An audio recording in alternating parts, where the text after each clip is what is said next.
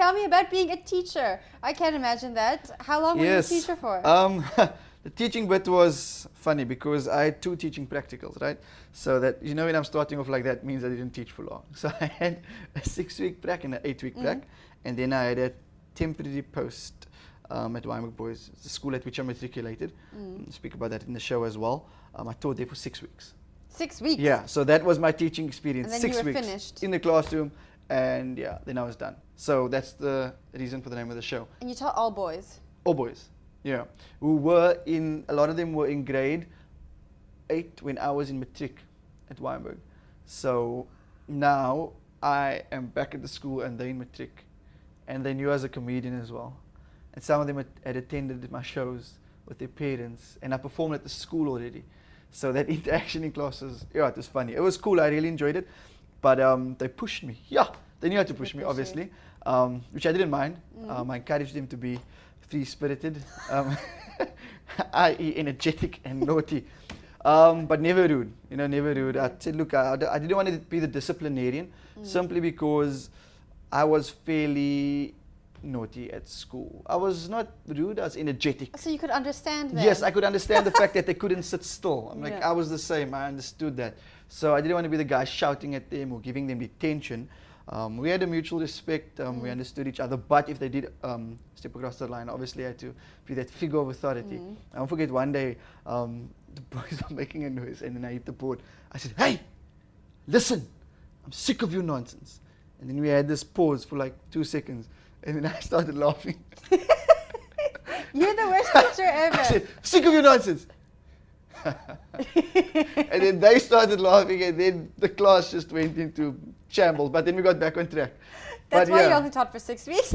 6 weeks. Yeah, but the reason was because maturity-wise, I wasn't ready. Simply because I was pursuing a career as a comedian. So you're gigging 2-3 evenings per week, and then you still have to prepare lessons for the next day, because you can't neglect the base of teaching the kids. I mean, that's why you're there. Yeah. You have an important job. It's very, you're a special type of person to be involved in the profession of education. So I had to balance that. So from school, I had to prep lessons, then go to a gig, and then that cycle for 2-3 days. But the next day you come to school, you're tired. You just, sir, you just want to sleep, you just want to sleep. Sir, what's the answer? So, I don't know. What do you think? Read the book. The best one was, what do you think? Go home and find out, and you tell me tomorrow.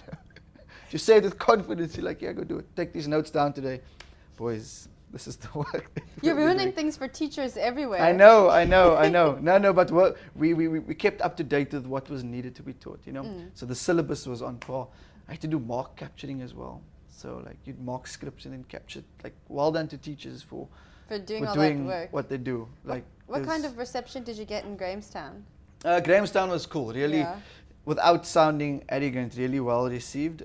Like I said earlier, lots of teachers, lots of school kids. I had about 8, 9, 10, 11-year-olds. Really? Yeah, in my do you show. swear and things? I don't swear. I'm a fairly I'm a family friendly. Oh, okay, that's nice. It's not family friendly. He doesn't dance. I don't know what that means. Yeah, I think you mean you don't dance. I You're don't not dance. like the Wiggles. Do you have the Wiggles here? I don't do the Wiggles. I don't have the Wiggles. Who are the Wiggles? What is the Wiggles? I don't know.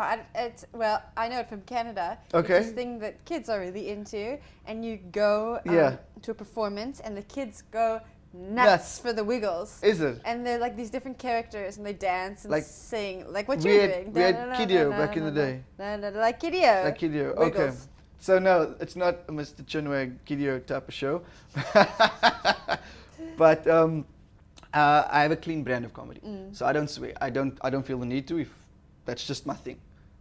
So lots of youngsters were in the audience, which initially is intimidating because I'm not really sure where their mind is half the time. They have to sit still for about an hour, but they listen. They could relate to stuff because I chat about my classroom experience, about the kids' ADD and the ADHD and how the parents deal with it.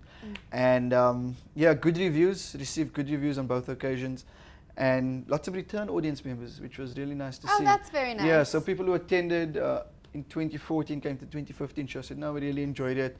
We came back with our friends and family this time. It's like, wow, that's really cool. Thank you so much. I'm humbled by that. So, well done to Grahamstown. It was good to me. And the show this year became more polished compared to the first run.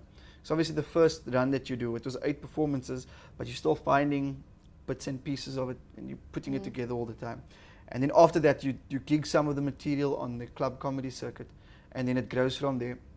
And fortunately it grew really nicely, so once it returned to the Arts Fest in 2015 with 10 performances, it became a really compact, polished product. Not that the first show wasn't funny, but the second run was just, I felt it had matured. So it's going to be even better when we see it now. That's hopefully the case. It's like a more fine polish. wine. Yeah, look at that. Mature cheese. I prefer the matured cheese.